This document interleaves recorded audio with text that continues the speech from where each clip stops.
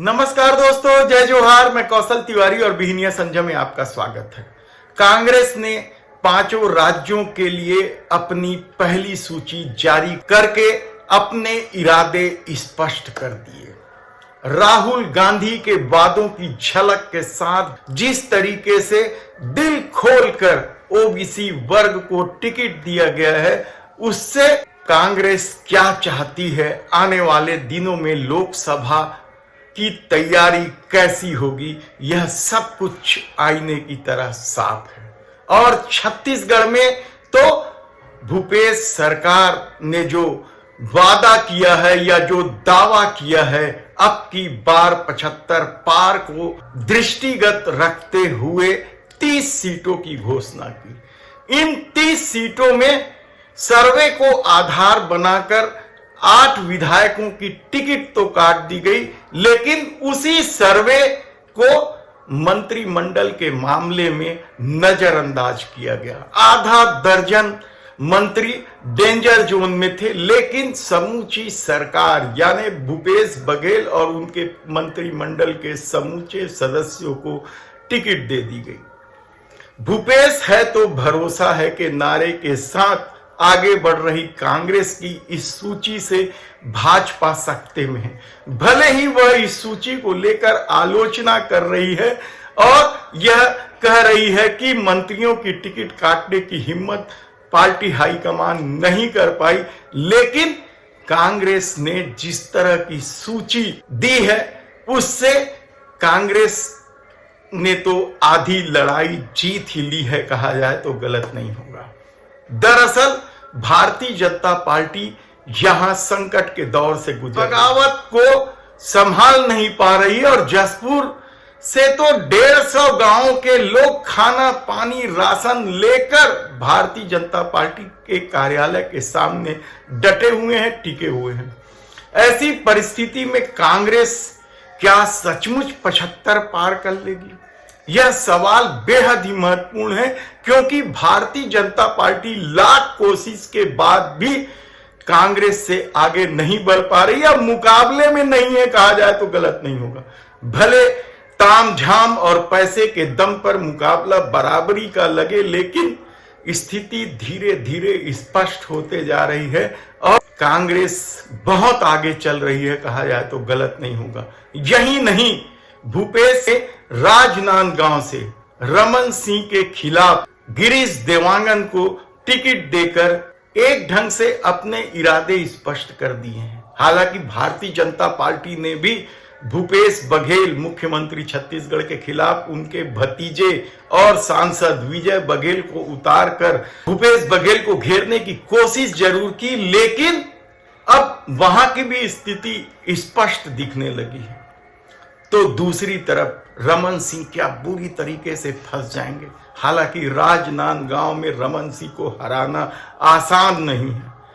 तो क्या सिर्फ छत्तीसगढ़िया वाद के सहारे रमन सिंह को हराया जा सकता है? यह बहुत बड़ा सवाल है, क्योंकि गिरीश देवांगन की उम्मीदवारी केवल ओबीसी वर्ग की उम्मीदवारी नहीं, गिरीश देवांगन की उम्मीदवारी केवल किसान की उम्मीदवारी नहीं, क्योंकि कांग्रेस हमेशा आरोप लगाते रही है कि रमन सिंह की सरकार किसान विरोधी सरकार रही है और उन्होंने बोनस तक नहीं दिया था।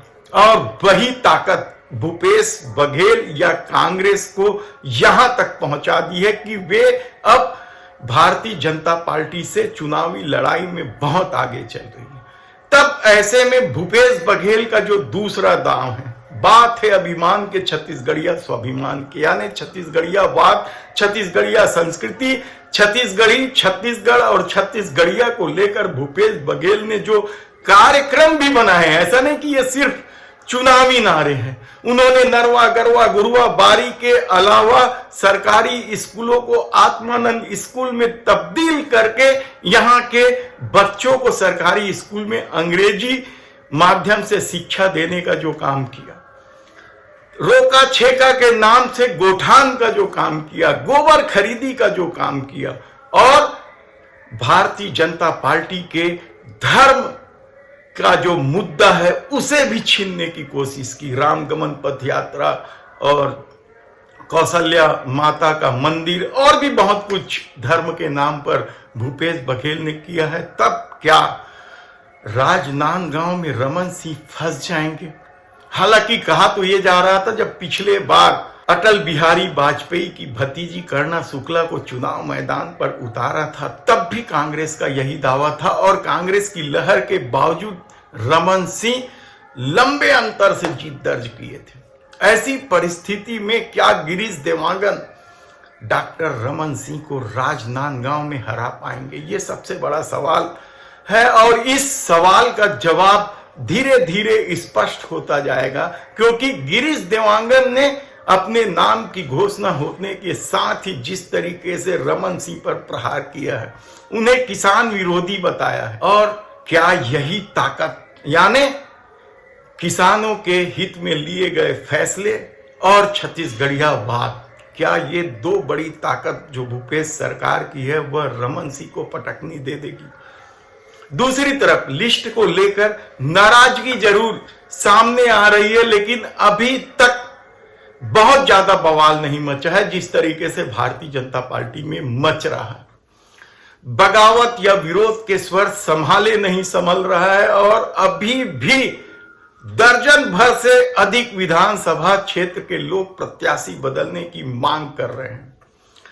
ऐसे में जिन सीटों पर 7 नवंबर को यानी पहले चरण पर मतदान होने वाला है, वहां की स्थिति क्या होगी हम आपको विस्तार से बताएंगे। लेकिन फिलहाल जो सूची को देखने के बाद लग रहा है कि कांग्रेस भारतीय जनता पार्टी से भारी पड़ने लगा है और आने वाले दिनों में जिस तरीके की पहली सूची कांग्रेस ने जारी की है, स्पष्ट संकेत है कि कम से कम 2 दर्जन विधायकों की टिकट काटी जा रही है।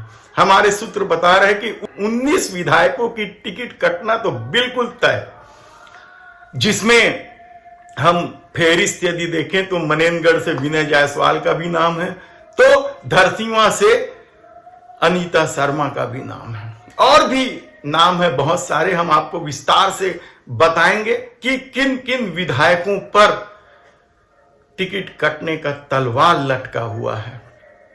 और ऐसी परिस्थिति में जब राहुल गांधी के वादे के अनुसार टिकट वितरण हो रहा है, भूपेश बघेल के 75 पार के दावे को लेकर टिकट वितरण हो रहा है, तो क्या सचमुच जनता पार्टी 20 सीटों के भीतर सिमट जाएगी? ये सबसे महत्वपूर्ण सवाल है और हम आपको बताएंगे। अभी तो पहली सूची जारी हुई है, भारतीय जनता पार्टी के भी 5 क्षेत्रों की सूची लटकी हुई है, जिसमें बेलतरा, पंडरिया, अंबिकापुर, बेमेतरा और कसडोल का नाम शामिल है। पहली सूची में पहले चरण के चुनाव में पंडरिया में चुनाव होना है, लेकिन वहां भारतीय जनता पार्टी की सूची लटकी हुई है। उसी तरीके से पहले चरण में जगदलपुर में भी चुनाव है, वहां की सूची भी कांग्रेस की लटकी हुई है। यानी दोनों पार्टी के पहले चरण के चुनाव की एक सीटों पर अभी तक प्रत्याशी नहीं उतारा गया है और शायद विवाद की स्थिति निर्मित हो रही है। देखना है कि आने वाले दिनों में क्या कुछ होगा, लेकिन राजनांदगांव से गिरीश देवांगन की उम्मीदवारी को कमजोर आंकना डॉक्टर रमन सिंह के लिए भूल साबित हो सकती है। धन्यवाद।